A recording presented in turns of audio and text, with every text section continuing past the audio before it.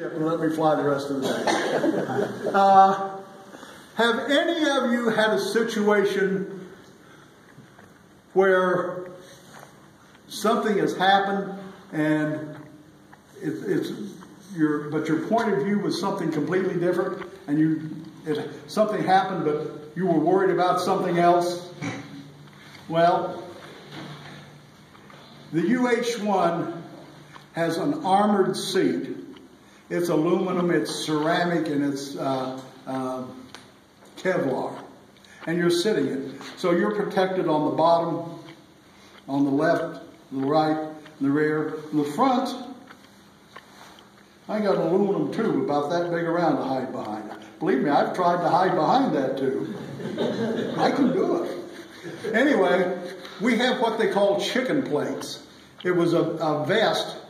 And you put it over, and there was an armored pad in the back and one in the front. Same material as the seat, and it had Velcro fasteners. Well, the ones in the back didn't do us any good. We had the seat back there. So the pilots would take them out and put them down in the chin buckle. That nice 1/4-inch thick bulletproof plexiglass. Right. So it would lay down there. Anyway, we're flying along, minding our own business. Going into the landing zone, and someplace over here, well, I'm sorry, I got a little ahead of myself. You can't reach any of your pockets because you're in this seat, in this chicken plate. So they had what we call a little kangaroo pouch right here in front. And you could reach the stuff in your leg pockets, but that's about it. So your grease pencils, whatever, you used a lot, notebook, SOI signal operating instructions, call signs and frequencies, that. It was kind of an overcast day. I had my sunglasses there. Like I said, we were going to the landing zone. Bullet comes in from the left somewhere. Comes in, hits the chicken plate, and leaves out to the right someplace. And I look down, and now this chicken plate is right here, so that kangaroo pouch is about right there from my chest. Damn, where am I going to get another pair of sunglasses? They've ruined my sunglasses. That was my big concern. Later, well, the tail rotor drive shaft, the hydraulics out, you're too busy pushing and pulling. You're too busy flying the aircraft. It's later when you sit down that the knees start trembling. And they do tremble. Anyway, there's that one. Oh. Anyway, there's several others. A combat assault. All right, now, the Vietnam conflict lasted long enough. A lot of people had different experiences, and the country was so varied. They had different experiences. Like I said, I was in an assault helicopter company. I was flying a Slick, a UH-1D. The company had 2 platoons of Slicks, lift ships, and 1 platoon of B models, or C models, which were gunships, which generally provided cover for you when you were going someplace. Up in 2 Corps, which is where I was at, a normal LZ could handle 3 aircraft at a time. Now, I did go down to 3 Corps, and I've seen 18 ship formations I've never seen. That's like having Clay County flat, and that's the landing zone. And it's, okay, these people don't know what a tight LZ is. Anyway, 3 ship LZs. So, here's 3 aircraft here. You want to get the maximum number of people on the ground as quickly as possible to secure the LZ and help them to protect themselves. So there's a 3-ship LZ, there's a V of 3. 30 seconds behind them is a V of 3. 30 seconds behind them is a V of 3. However many Vs of 3s you can have. And you pick the troops up at the PZ, you've got the LZ out there. Now, one of the things that we had was in the unit SOP is if you received fire, the gunner and the crew chief would throw a red smoke grenade in that area. Okay, first V3, they go in, land, and they've got 30 seconds on the ground. And most of the infantry types didn't have any problem getting off that aircraft. We want something to hide behind rather than sit out here in the open. So we'd flare, you come in, flare, touchdown, and basically you just keep right on rolling and go right on back out. Because 30 seconds later, that next ship, it must have been a good place for him. He's aiming for where you just were at. And then the 30 seconds, and occasionally somebody would go in an LZ and something's wrong, and the other guy's back here 30. Well, he's probably about 25 seconds behind him now. Oh, I've got to find someplace else to go. So we'll go around. So we're in here going into this LZ. All 6 ships in front of us throw red smoke.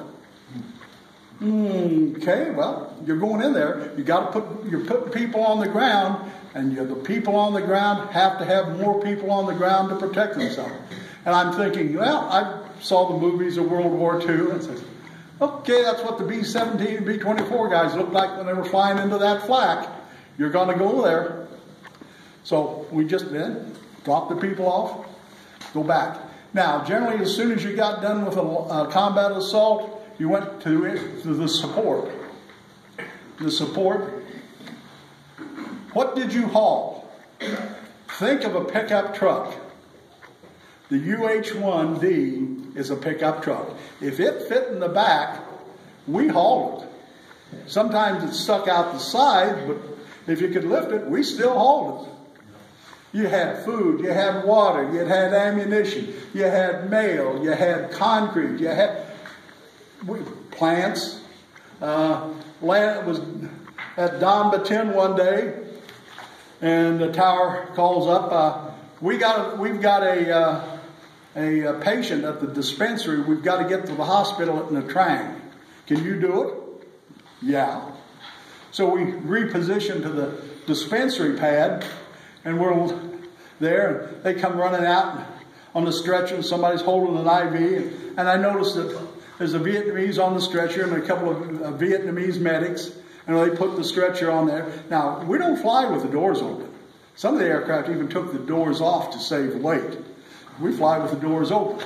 And that stretcher basically just fits inside the width of UH-1. Okay, they're in. Okay, they're going to pull it. So I call the tower and says, are there anything that I need to know about, flying this thing that, can hurt the patient? And let me see. Comes back, no, she's having a baby. You know what's going through my mind? She's laying on this stretcher, feet are pointing towards the open door, and I can just see this baby popping out, bouncing off the top. Oh, no, I don't want this. Anyway, we got into the train. They took her off, and she had her baby someplace else. Wasn't in the helicopter. Okay, that's taken care of.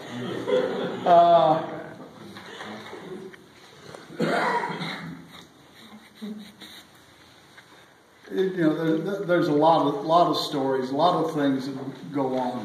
A lot of good people. Anybody in here ever in the infantry? Okay. You know what a grunt is then. Yeah, I was in Vietnam in the Shaw Valley in I Corps. Okay, you were in the Marines then? No? 101st. 101st, okay. Well, I was in I Corps in the A Shaw. In this particular case, 69 and 70. In this case, this is the 101st story. We had our own aircraft too. Like yeah. They had that would be divisional assets. Okay, the 101st replacement or rear area was at Phan Rang. There was an Air Force base there, an Army base, or not an Army base. There were some Army units there. The Air Force had a C-130 leave Phan Rang to go to Cam Ranh Bay. 40 miles up the valley. Left Fan rang, never got the camera on bay. 2 weeks after it disappeared, they found it. When it had hit the side of the hill, going up the valley. It hit the east side of the hill, or east side of the valley. So they're sending us, we were up at Fayette, I think, at that time. Anyway, they sent us back to Fan Rang to pick up some troops to secure the area so the Air Force could go in and recover the bodies. Now, one of the big things in a pilot's life is when you make aircraft commander. Well, this was my first flight as an aircraft commander. And it had taken me a while because, like I said, the unit that I joined over there had gone over together. They didn't need any more aircraft commanders. Some of my other classmates went to units that were strung out all over the place. And, you know, they made aircraft commander after about 2-3 months. And here I am, 5 months. Okay.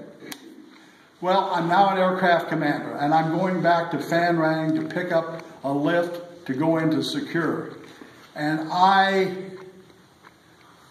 am scared to death. Fan Rang is where the replacements came in. They had a little training site there, and then they'd send them out to wherever the units of the 101st were at that time. I said, I'm going down there. I'm going to pick up green people. They don't know which end of the rifle that little pellet comes out of. And so we get down there and we come into the PZ, and I look over there, and these guys had to be the replacements that were getting ready to go back to the States. They de-roast back through there. Worn out fatigues, ripped fatigues, faded, rucksacks worn shape. They had that hunch, they had that 1,000-yard stare, another combat assault. And I looked at them and I loved them because these people knew what was going on. Fine. Took them in, dropped them in, went back to the second load. Hey, look at this. New fatigues, clean boots, clean rucksacks. Gee whiz, Mom, wonder what that is. Okay, new guys went in after that, but I love those guys. They went out one more time to help the Air Force out. Okay, great bunch of folks.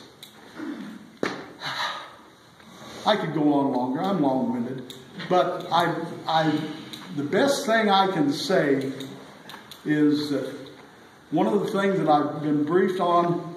In conclusion, I'd like to thank you all for listening and putting up with me this evening.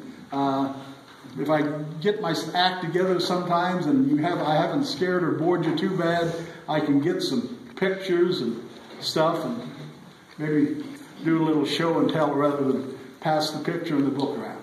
Thank you very much. Oh yeah, I'll take questions. Questions? Yes, sir.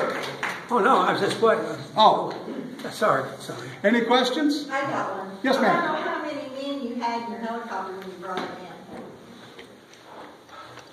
in. It depended. There was no set number. We had an aircraft commander, we had a pilot, we had a gunner and a crew chief, and there were seats. There were seats for, well, a total of 12 people. But the density altitude. Okay, when you take air and you heat it and you put moisture in it, the density altitude expands and you don't get as much lift. So you can't take the same load as you would. And you pick it up. If you can't hover, okay, somebody's going to have to get off or something's going to have to get off. Oh, that gives me another story. I lied to you. I was on we call it an action trash mission. You're assigned to these people, and, well, we want you to haul this air, we want you to haul this, we want you to do this, like I said, UH-1's a pickup truck. Well, I was supposed to go over here to this MAC-V compound and pick up some materials to take it up to a village that they were working on to improve the life of the village. And UH1D, you had a torque meter in there. And you're flying along, and you pull in the collective, and when the rotor RPM starts to decay, if you look at your torque gauge, that's the most power that engine will produce that day. Now, you needed 1% below max to do a standard power takeoff. You needed 3% to do a max power takeoff. Well, the MAC-V compound, here's the MAC-V compound, there's beach, there's the South China Sea. There's the beach, right up front. Now, it didn't have a headwind because the winds were generally off the beach, but didn't have any obstacles out there. And it picked it up. Oh, I got plenty of room. Put it back down. There's some, okay, there's the corrugated steel, the pipe. You get kind of guess that is. Fortunately, they had some cement. Well, the cement had the weight painted on it. Okay, 50 kilo size, 50. European word for pound. Boom, boom, boom, boom. Put this stuff on. Okay, I've done a power check. I don't need to do another power check. I pull in collecting, start moving off, and I start coming off the pad, and I lose ground effect, and I settle down, low RPM audio horn, beep, beep, beep. So you're milking the collecting, and you're going on. I'm leaving skid marks in the sand, and I'm trying to get more speed so the rotor system will fly on the efficiency of the air rather than just the brute power. So finally, the spaces between the skid marks are getting farther and farther apart. Finally, I'm airborne. The RPM is down. I get up a little more altitude, collective down. I get my RPM back. I don't know what's wrong with this pig, but I better plan my approach at the LZ to the ground, just in case. And didn't have a bit of problem the rest of the day. That night, back in operations, I look in the dictionary. Kilo, 2.2 pounds. Okay, I was a little bit overloaded. That was my introduction to the metric system. Okay, any other questions? Okay, well, thank you, ladies and gentlemen. Thank you very much.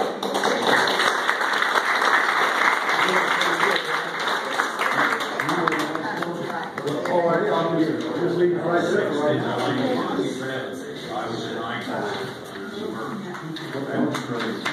Hey, I appreciate Stoney coming tonight.